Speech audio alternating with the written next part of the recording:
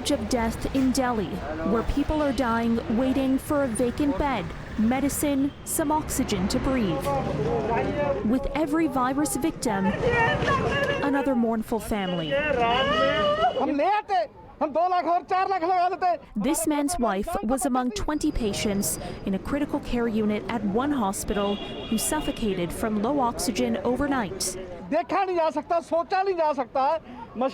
They died suffering like a fish out of water, he says.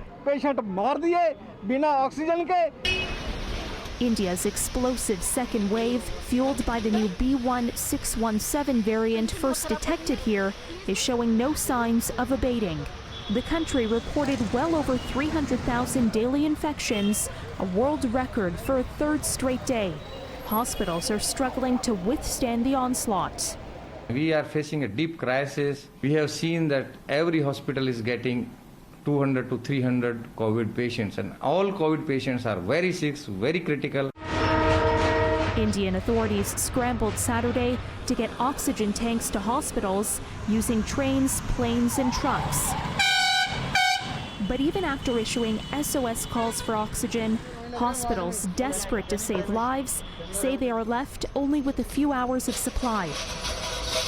अभी हमें 500 litre की आपूर्ति हुई है. We have received 500 liters of oxygen after pleading for 12 hours. Our daily requirement is 8,000 liters, this doctor says.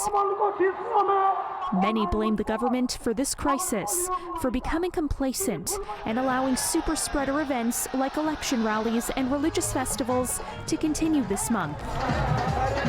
There are many factors which have contributed to this surge. Some anticipated and some unanticipated. But even the anticipated ones, where the government put in measures, we did not see, no one saw the extent of the surge.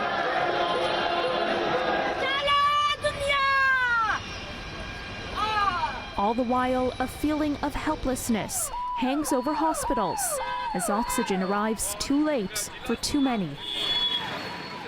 According to Indian newspapers, the Delhi High Court today termed the massive rise in cases a tsunami, and it warned it will hang anyone blocking oxygen supply to hospitals in a sign of the mounting desperation over the shortages.